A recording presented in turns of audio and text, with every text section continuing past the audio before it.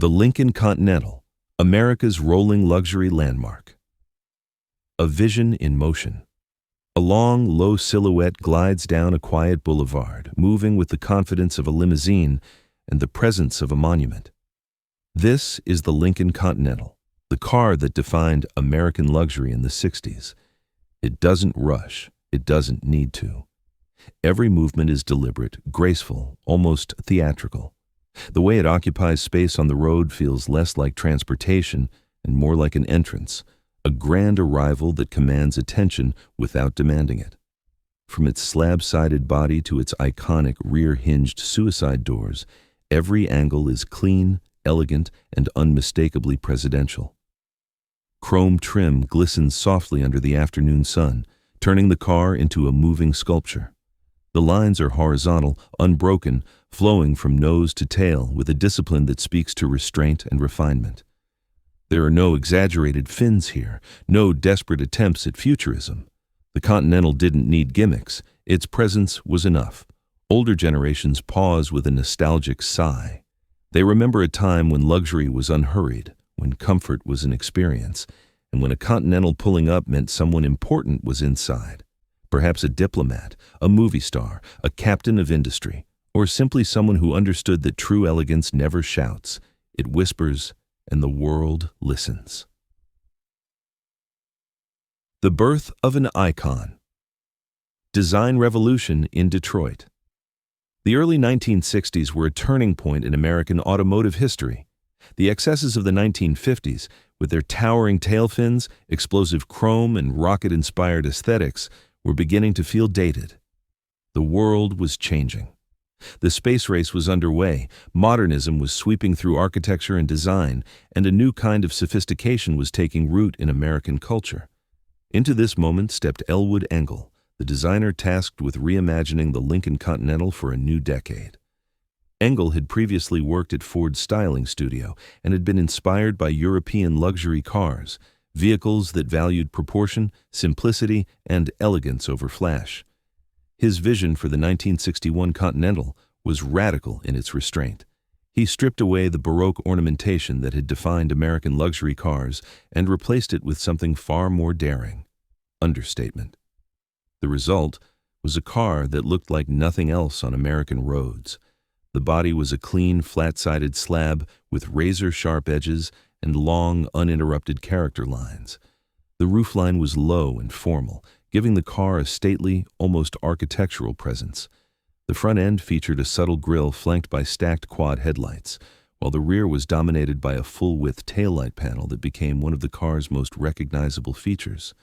But the true stroke of genius was the doors. The rear-hinged suicide doors weren't just a styling gimmick, they were a statement. They harked back to the coach-built luxury cars of the pre-war era when elegance and craftsmanship were paramount. Opening both front and rear doors simultaneously created a vast pillarless entryway that made ingress and egress feel like a ceremonial act. Climbing into a Continental wasn't just getting into a car, it was stepping into a different world. The design was so successful that it remained largely unchanged throughout the car's production run from 1961 to 1969, a rarity in an industry obsessed with annual facelifts. The Continental didn't need to change. It had achieved something timeless. Engineering elegance, or the mechanical marvel.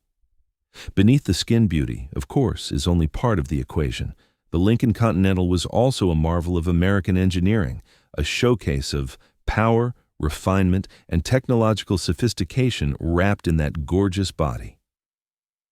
At the heart of the Continental was a 430 cubic-inch V8 engine, a power plant that produced 300 horsepower and a staggering 465 lb-ft of torque. This wasn't an engine designed for drag racing or high-speed thrills. It was designed to move nearly 5,000 pounds of luxury automobile with effortless ease. The V8 was smooth, quiet, and unflappable, the kind of engine that could pull away from a stoplight with the grace of a ballroom dancer and cruise at highway speeds without breaking a sweat. Power was delivered through a 3-speed automatic transmission, which in later years was upgraded to a more sophisticated unit. The transmission was tuned for smoothness rather than performance, with shifts so gentle they were almost imperceptible. Driving a Continental was like conducting an orchestra. Every input from the driver was met with a calm, measured response from the car. The suspension was equally impressive. The Continental rode on a coil spring setup at all four corners, with heavy-duty components designed to provide a soft, pillowy ride without sacrificing control. The car floated over bumps and rough pavement, insulating passengers from the imperfections of the road. Power steering and power brakes were standard, making the Continental remarkably easy to maneuver despite its size and weight. Inside, the Continental was a sanctuary of comfort and technology. Air conditioning was available, still a luxury feature in the early 60s, along with power windows, power seats, with memory functions, and an advanced radio system. The dashboard was a masterpiece of design, with clear, elegant gauges and controls laid out in a logical, intuitive manner. Everything was designed to make the driving experience as effortless as possible. Safety was also a priority. The Continental featured a padded dashboard, seat belts, which became standard equipment in 1964, and a robust body structure designed to protect occupants in the event of a crash. Lincoln even subjected the car to rigorous testing, a rarity at the time, to ensure it met the highest standards of quality and durability. The presidential connection. History on four wheels. No discussion of the Lincoln Continental would be complete without acknowledging its most famous role as the official state car of President John F. Kennedy. The customized 1961 Lincoln Continental convertible, known as the SS-100X, became one of the most iconic vehicles in American history, though for tragic reasons. The presidential Continental was heavily modified. It was stretched to accommodate extra seating, fitted with special running boards for Secret Service agents, and equipped with removable roof panels and a bulletproof bubble top. It was painted a deep midnight blue and featured custom flags and lighting. The car was a symbol of American power and prestige, a rolling representation of the presidency itself. On November 22, 1963, that same Continental carried President Kennedy through the streets of Dallas. The events of that day would forever link the car to one of the darkest moments in American history. After the assassination, the Continental was returned to Ford, rebuilt with extensive armor plating and a permanent hardtop, and continued to serve presidents through the Johnson administration. Despite the tragedy, the Continental's association with the presidency only enhanced its status as a symbol of American leadership and sophistication. It was the car of choice for those who wielded power, those who shaped history, those who understood that true luxury was about more than just money. It was about taste, dignity, and presence. A cultural phenomenon, the Continental in American life. Beyond the White House, the Lincoln Continental became a fixture of American culture throughout the 1960s. It was the car of choice for Hollywood stars, business tycoons, and anyone who wanted to make a statement without saying a word. The Continental appeared in countless films and television shows, always as a shorthand for wealth, power, and sophistication. Frank Sinatra owned one. So did Elvis Presley, though his tastes ran more flamboyant. He had his Continental customized with gold trim and white leather. The car was equally at home outside a country club or a Manhattan penthouse, at a Hollywood premiere or a Texas oil field. It transcended regional boundaries and social strata, becoming a universal symbol of American success. The Continental also represented a shift in American attitudes toward luxury. Where the cars of the 1950s had been bold and brash, celebrating excess and optimism, the Continental was more measured, more mature. It reflected a society that was becoming more sophisticated, more worldly, more aware of itself and its place in the world. The space-age exuberance of the previous decade was giving way to something more refined, a luxury that didn't need to prove itself. Car enthusiasts and collectors recognized the Continental's significance even during its production years. The suicide doors alone made it a conversation piece, but it was the total package. The design, the engineering, the cultural cachet that made it truly special. Today, well-preserved examples command premium prices at auctions and shows, with the most desirable models, particularly the convertibles in early production years, fetching six-figure sums. Inside the sanctuary, the Continental's interior. Experience slip inside, and you're greeted by plush leather seats, full-width chrome trim, and a dash laid out like a fine instrument panel. The doors close with a gentle thump, not noise, but confidence. That sound alone tells you everything you need to know about the car's construction. These doors are solid, heavy, fitted with precision. There's no rattling, no cheap plastic creaking. Just the reassuring solidity of quality craftsmanship. The seats are wide and deeply cushioned, upholstered in the finest leather available. They're not the tight, sporty bolsters you'd find in a European GT car. They're thrones, designed for hours of comfortable cruising. Power adjustments allow you to find the perfect driving position, and once you do, you settle in with a sigh of satisfaction. The Continental doesn't just transport your body, it cradles it. The steering wheel is thin and elegant, wrapped in leather or wood depending on the trim level. It feels substantial in your hands, but the power steering makes maneuvering the big Lincoln effortless. The controls are all within easy reach. Climate controls, radio, power window switches, each one operating with a satisfying mechanical precision that modern cars with their touchscreens and electronic interfaces can't replicate. Look around and you'll notice the details that separate a true luxury car from mere pretenders. The door panels are finished in matching leather or luxurious cloth, with metal trim that's actually metal, not plastic painted to look like it. The headliner is perfectly fitted, the carpets are thick and plush, and every surface you touch feels expensive. This is a car built by craftsmen who took pride in their work, who understood that true luxury is found in the details. Turn the key and the V8 comes to life with a muted rumble. It's not loud or aggressive. This isn't a muscle car. The engine note is refined, cultured, barely noticeable from inside the cabin thanks to extensive sound deadening. Press the accelerator and the Continental surges forward with smooth, linear power.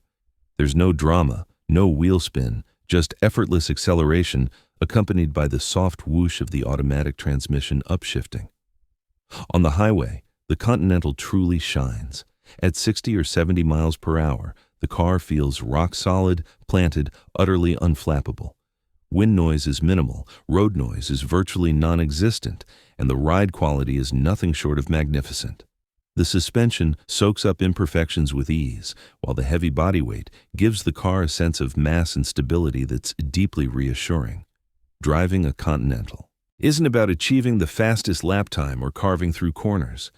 It's about the journey itself, about traveling in supreme comfort and style, about arriving at your destination feeling refreshed rather than exhausted. It's about the pleasure of piloting a machine that responds to your inputs with grace and precision that makes you feel like royalty every time you slide behind the wheel. Evolution. Through the years, the Continental's journey, 1961-1969. While the basic design remained remarkably consistent throughout its production run, the Continental did evolve in subtle ways over its 9-year lifespan. The 1961 model year marked the debut of the fourth-generation Continental, and it was immediately recognized as something special. Available in both four-door sedan and convertible configurations, it offered unprecedented luxury and style. The convertible was particularly notable. It was the only four-door convertible produced by an American manufacturer at the time, and it remains one of the most collectible versions today. In 1964, Lincoln made several improvements based on feedback from owners and dealers. The engine was upgraded slightly for better performance and reliability, and various interior refinements enhanced the already luxurious cabin. Safety features were also enhanced, with seat belts becoming standard equipment across the line. The 1966 model year brought the most significant update to the Continental's design. The front end was restyled with a more pronounced grille and revised lighting, while the rear received new taillights that retained the full-width theme but with a more modern interpretation. The interior was also updated with new materials and trim options, keeping the Continental fresh and contemporary without abandoning the core design philosophy that made it special.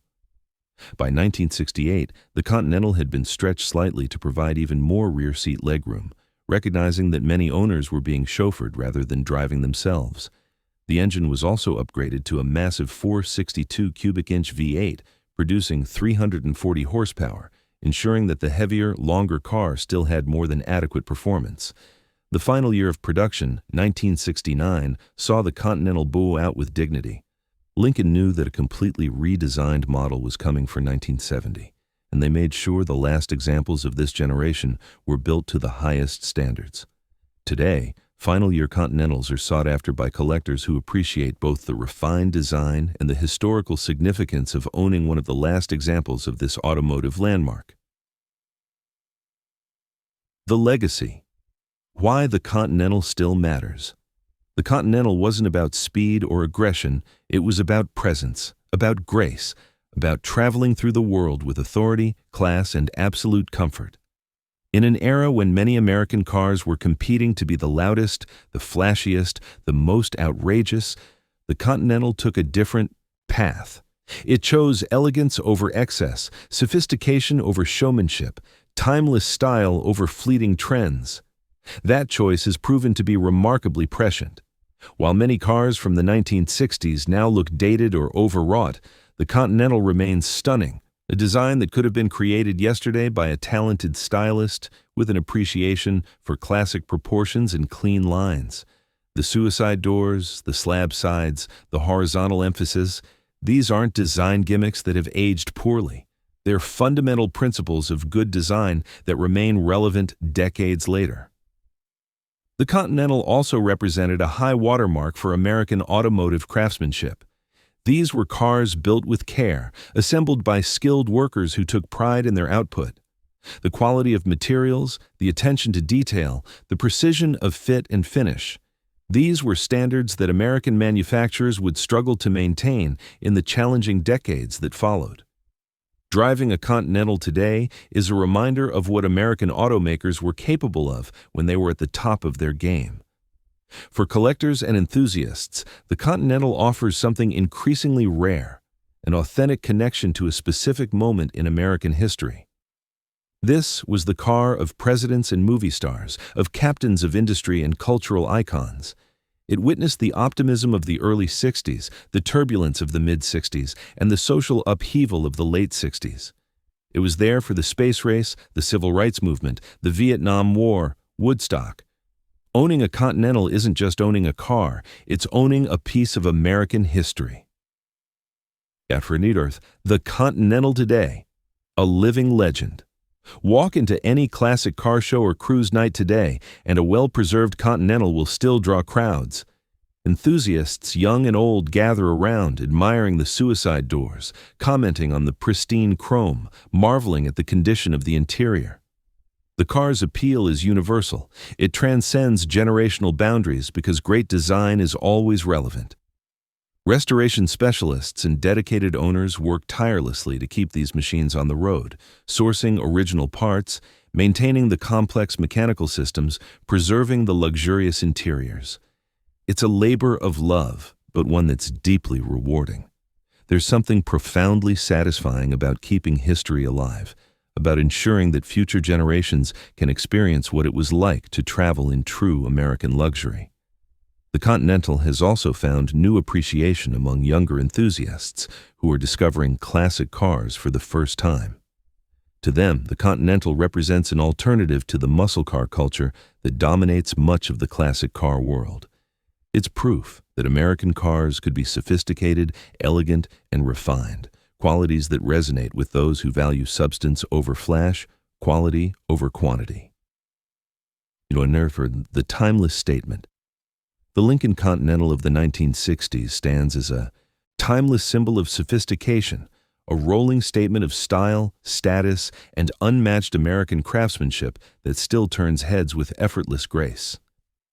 It represents an era when American automakers were confident enough to compete with European luxury brands on their own terms, when design and engineering were pursued with equal passion, when building a car was considered an art form rather than just a manufacturing process. More than half a century after the first examples rolled off the production line, the Continental's legacy endures. It reminds us that true luxury is never loud or ostentatious. It doesn't need to announce itself with aggressive styling or excessive ornamentation. True luxury is quiet confidence. It's quality that speaks for itself. It's the ability to make a lasting impression without ever raising your voice. The Continental taught us that a car could be more than transportation. It could be a sanctuary, a statement, a work of rolling sculpture.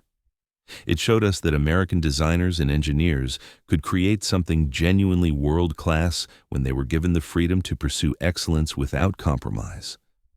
Today, as we navigate an automotive landscape increasingly dominated by SUVs, crossovers, and electric vehicles, the Continental stands as a beautiful reminder of what once was, and perhaps what could be again. It challenges modern automakers to think beyond the immediate trends, to create designs that will still look stunning decades from now, to build cars with the kind of care and craftsmanship that makes them worth preserving for future generations. That is the true legacy of the Lincoln Continental. Not just a beautiful car, not just a piece of automotive history, but a standard of excellence that continues to inspire and inform even now. It remains, as it was in its heyday, America's rolling luxury landmark, a monument to an age when grace, elegance, and sophistication were the ultimate expressions of automotive achievement.